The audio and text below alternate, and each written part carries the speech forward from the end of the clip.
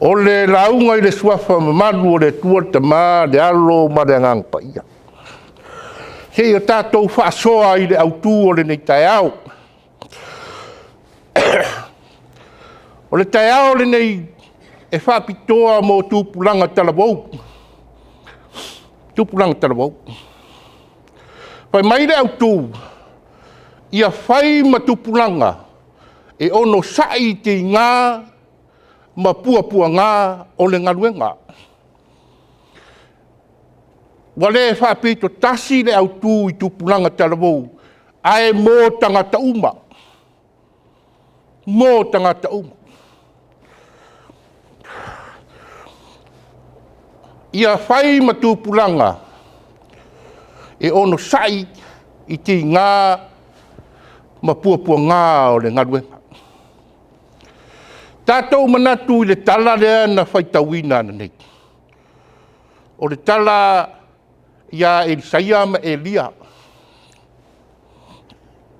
Pai mai le tala, a le atua. Elia, alu e whau le atalii o sāwhata o Elisaia. E sui ai oi. E manino ma mana malama le nei lau whaitau tuspa ia. Le nei tala o fuofongia. I nei perfecta e toa lua. O le tala e le i whauina. Ae whai mai na ruatua o Elia, tongi le ofu ia Elisaia, lae sua lana whaatuanga i povi e lua. Tō loa ngā ruenga Elisaia, ae muli loa ia Elia. O na sui ai loa le i mā wau o manatu o le whailaunga. Muli lo tamaa. E te mauai whamanianga. Muri lau tamā e te mauai whamanianga. E le whai ngofie. A o le whai mai le au tū. Ia whai matupulanga. E onosa'i i puapuaga ma whai ngatā o le ngadwe. O le opu tupulanga o lo mana mia i tonu o le au tū. Ia marosi. Ia e malos. Ia toa lo loto. E le whaingo fie. Le fe au ma ngā ruenga. So se tiute ma so se whaiwa o wala au inai o e mai tātou. E le whaingo fie. E tu topu a whawhitau. E tu topu fo i whaingata. E iai fo i puapuaga. Ae mana o mia le toa o le loto. E onosa'i ki ngā mawhaingata. Tātou mā tamata la i le tau muri a Elisaia ia Elia. E le whaingo fie. Pe a fua atu ia Elisaia o le tangata matua. A o le roto Elisaia, o le roto le tupulanga talabou. O le whiau mo mori lea mo tupulanga talabou. O Elisaia o le tangata matua. Whawhia o nei lo Elisaia o le tangata matua. Whai mai le tala tamaiti, le urukula. E le kula se ua se furu lima tausanga ngai, se lua se furu lima tausanga. Whato a maua le kula o le uru o tangata. Po le wha se furu a ngai lunga. O lona winga, o tau mai i, o Elisaia o le tangata matua. E leo se tupulanga talabo. A o le loto Elisaia, o le loto o le tupulanga talabo. Muli ya Elia.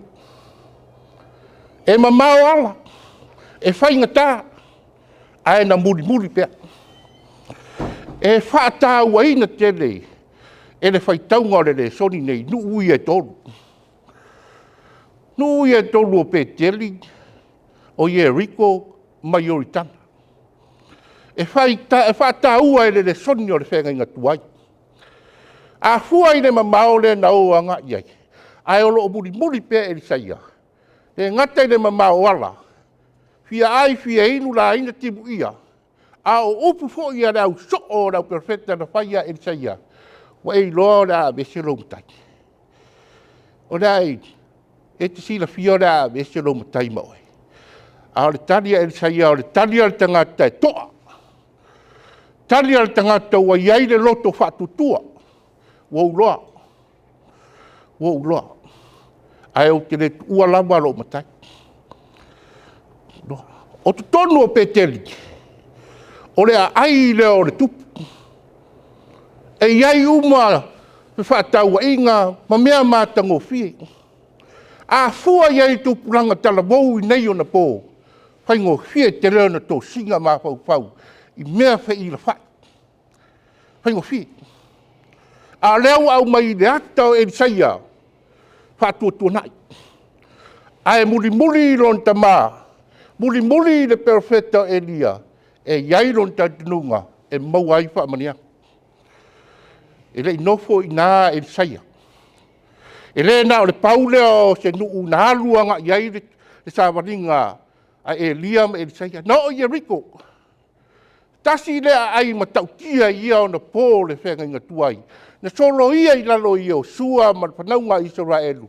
Whai mai o le nuu e tumu le whaitaanga. O lona winga, o le nuu e tele ai mea whaafifia. E te tau ana tō sina iai le mawhau ko e sai. O le ata fo i lea mō tūpuranga tarawau. Tō sina ngō fia tele i mea whaafifia. Ai wau mai e sai a le whaataitainga. Whaatuatuana. Ai turi pēa ma muri pēa ia Elia. Nā te fia maua whaamania. E o lawa i oritana. E leo se mea whai ngō fie le muri. Pea whai e te muri i lau tamā. E te maua uma mamat. E eire upu whasa mua whapea. E soa le mua sope i le mua whasopi. A e maua mamaru ma maua uma anga ma tanga lau tamā. E te soo uma i lau tamā. O le whiau le nā o le tau tuli e saia. Fia muri a ia Elia.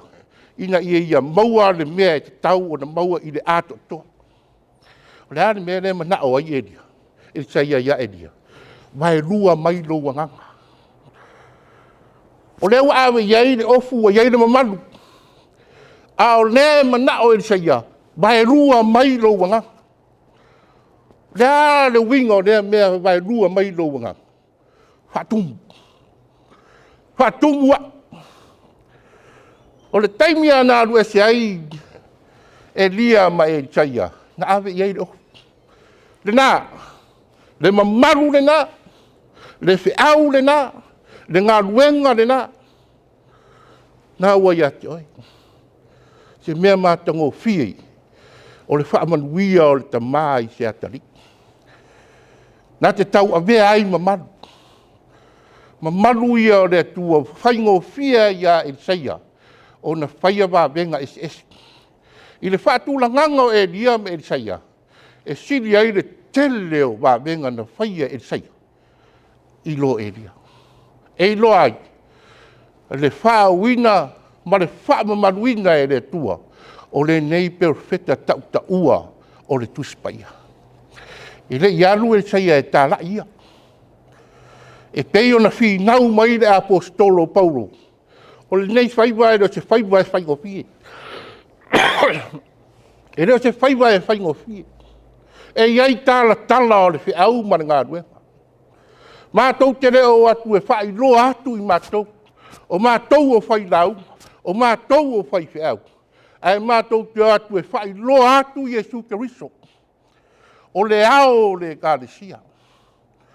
Mātou te le whaafilongi e ina le awhionga pa ia le tua. E tau atu aini o mātou le nei. Ioi, taimi nei i le taru fau le nei. Ua tele mea whaafifia. Wa matau na whaafilongia mea le tua ma mea le larolang. Wa matau na nini whaatas. Wa le ai se mamadu. Wa sola ai le mātangofi. Ai whai mai le tāla Paulo. Mātou te le whaafilongia ina. E tau sao atua le upumoni. O le tala le leia Jesu Keriso. O le whiau ala apostolo lo tusia nga i le kare sia i Korinito. O Korinito lo tūtu tonu o le taulanga. E loto lo toi ai le tele o tāpua inga whapau. O lanu manga ngana SS. A o le wha malosi ala apostolo i a Korinito. Korinito ia toa lo loto e pei o se talamau. Ia launga atu. Ia tau atu. Ia whailo atu. le mamalu o Iesu Keriso lo tātou wari. O ia o le upu moni ma le tala le lei e whaapapaku. Ioe le tātou ainga, ma le tātou i kālesia. Awane o whaapea ua tātou mātua. O na whaapea lea ua le tūpuranga talavou i tātou. Talavou matua le tino ai a talavou le roto. Nei o tātou tali le tali a Peteru, ia Iesu.